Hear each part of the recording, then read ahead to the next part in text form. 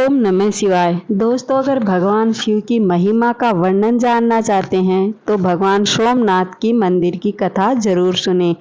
इस कथा में एक ऐसा भक्त था जिसको जब श्राप मिला तो भगवान शिव की भक्ति आकर करने लगा। जब उसने इन 2 पावन महीने में भगवान शिव की भक्ति की तो भगवान शिव इतने अत्यंत खुश हुए कि उन्होंने आशीर्वाद दिया कि तुम्हें जो भी श्राप हैं या जो भी रोग हैं वो सभी नष्ट हो जाएंगे। इन 2 पावन महीनों में कोई भी भक्तगण आकर के इस मंदिर में पूजा पाठ करेगा या मंदिर में आकर शिवलिंग के दर्शन भी करेगा तो उसे सभी रोगों से मुक्ति मिल जाएगी। तो चलिए दोस्तों, आज शुरू करते हैं सोमनाथ की कथा का वर्णन। आप सभी भी अपना प्यार और आशीर्वाद बनाए रखें और अपना प्यार और आशीर्वाद प्रकट करने के लिए कमेंट बॉक्स में ओम नमः शिवाय और चैनल को सब्सक्राइब करें। तो चलिए भक्त की कथा शुरू करते हैं। सोमनाथ मंदिर एक प्राचीन मंदिर है। ये इतना पुराना मंदिर है कि सबसे पहला ज्योतिर्लिंग यहीं स्थापित हुआ था। यहाँ भगवान शिव स्वयं ही प्रकट हुए थे। इसमें भगवान शिव 2 महीनों के लिए आए और यहीं पर उन्होंने पूजा की थी। तब से कहा जाता है कि सभी लोग अपने रोगों की मुक्ति और सभी कष्टों को काटने के लिए सोमनाथ मंदिर के दर्शन करने आते हैं। शिव पुराण के अनुसार सोमनाथ ज्योतिर्लिंग भगवान शिव का प्रथम ज्योतिर्लिंग है। इसकी स्थापना संबंधित कई ऐसी कथाएं हैं। कहा जाता है कि प्रजापति दक्ष ने अपनी सभी 27 पुत्रियों का विवाह चंद्रमा के साथ कर दिया तो वे बहुत ही खुश हुए। पत्नी के रूप में दक्ष की कन्याओं को प्राप्त चंद्रमा बहुत ही सुशोभित हो रहे थे। दक्ष कन्याएं भी अपने स्वामी के रूप में चंद्रमा को प्राप्त कर वो भी प्रसन्न थी और वो विवाह से अत्यंत खुश थी। चंद्रमा की उन 27 पत्नियों में रोहिणी उन्हें सबसे ज्यादा प्रिय थी, जिसको वे विशेष आदर तथा भाव दिया करते थे। चंद्रमा की अपनी तरफ उदासीनता देखकर सभी पत्नियां बेहद दुखी रहती थी। रोहिणी के अलावा वो किसी और से इतना प्रेम नहीं करते थे। जब दक्ष ने देखा कि चंद्रमा का प्रेम रोहिणी के प्रति ज्यादा है और बाकी सभी के प्रति कम है तो ये सब देख करके वो भी अत्यंत दुखी हुआ।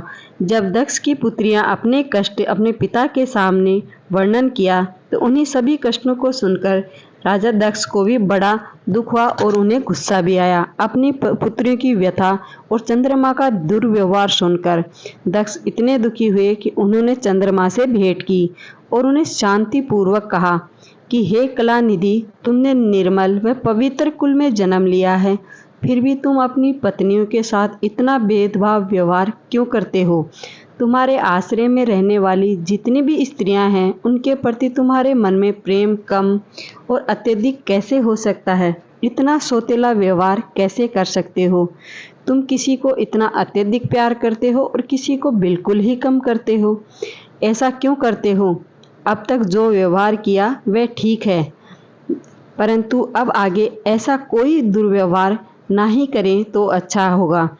जो व्यक्ति आत्मजनों के साथ विषमतापूर्ण व्यवहार करता है उसे नरक में जाना पड़ता है, इसलिए तुम अपनी भूल को सुधारो। इस प्रकार प्रजापति दक्ष ने अपने दामाद चंद्रमा को प्रेम पूर्वक समझाया और चंद्रमा में सुधार हो जाएगा। ऐसा सोचकर प्रजापति दक्ष वापस अपने धाम को लौट आए।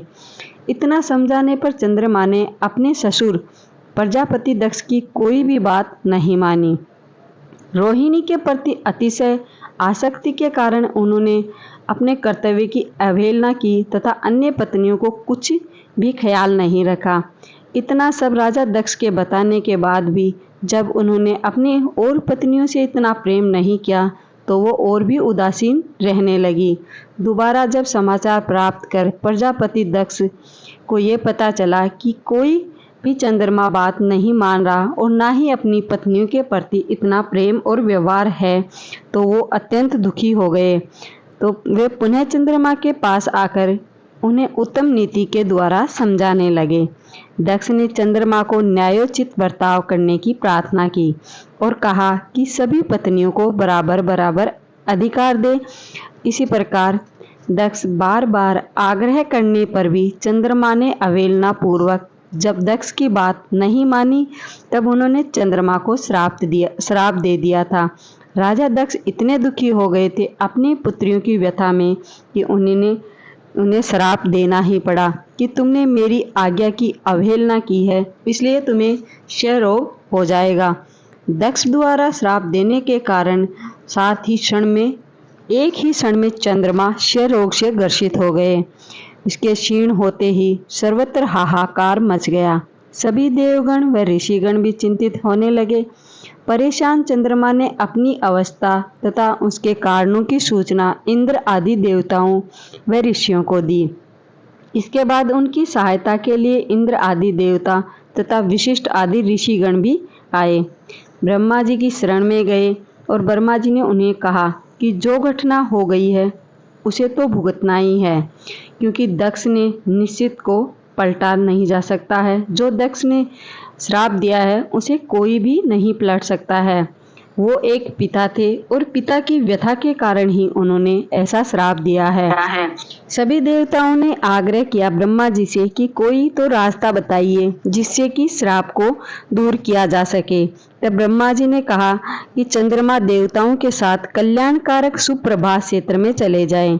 वहां पर विधि पूर्वक शुभ मृत्युंजय मंत्र का अनुष्ठान करते हुए श्रद्धा पूर्वक भगवान शिव की आराधना करेंगे तो शायद शिवलिंग की स्थापना करके अपने प्रतिदिन कठिन तपस्या करते रहेंगे तो इनकी आराधना से और तपस्या से भगवान भोलेनाथ प्रसन्न हो जाएंगे, तो वे उन्हें क्षय रोग से मुक्त कर देंगे। पितामह ब्रह्मा जी की आज्ञा को स्वीकार कर देवता और ऋषियों की संरक्षण में चंद्रमा देवमंडल सहित प्रभास क्षेत्र में ही पहुंच गए।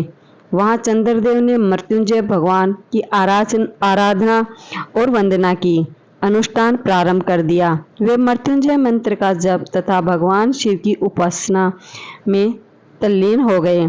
ब्रह्मा की ही आज्ञा के अनुसार चंद्रमा ने 6 महीनों तक निरंतर तपस्या की और वृषभ ध्वज का पूजन किया।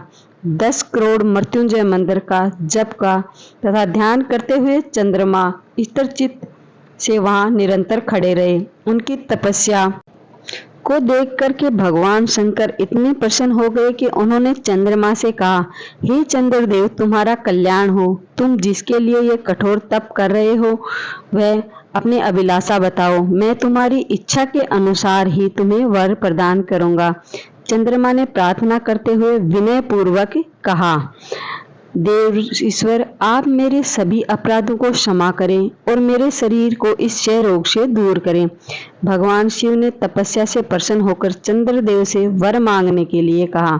इस पर चंद्रदेव ने जो वर मांगा कि भगवान आप मुझे इस श्राप से मुक्त कर दें और मेरे सारे अपराध क्षमा कर दीजिए। इस पर श्राप की पूरी से समाप्त करना भगवान शिव के लिए भी संभव नहीं था। अतः मध्य का मार्ग शिव जी ने निकाला और चंद्रदेव से कहा कि तुम्हारी कला प्रतिदिन एक पक्ष में क्षीण हुआ करेंगी जबकि दूसरे पक्ष में प्रतिदिन बढ़ती रहेंगी। इस प्रकार तुम स्वस्थ और लोक सम्मान के योग्य हो जाओगे। भगवान शिव का कृपा रूपी प्रसाद प्राप्त कर चंद्रदेव इतने प्रसन्न हुए कि उन्होंने भक्ति भाव पूर्वक शंकर की स्तुति की।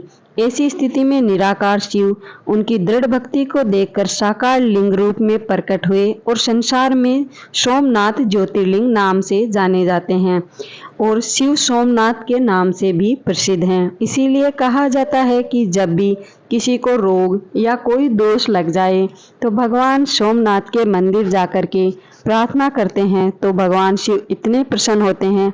भगवान शिव भावनाओं के भूखे होते हैं, इसीलिए तो भगवान जल्दी से प्रसन्न हो जाते हैं और उन्हें मन इच्छा अनुसार आशीर्वाद देते हैं। दूसरे ज्योतिर्लिंग की कथा यहीं समाप्त होती है और अगले ज्योतिर्लिंग की कथा को जानने के लिए चैनल को सब्सक्राइब करें और श्रावण मास में कथा जरूर सुनें।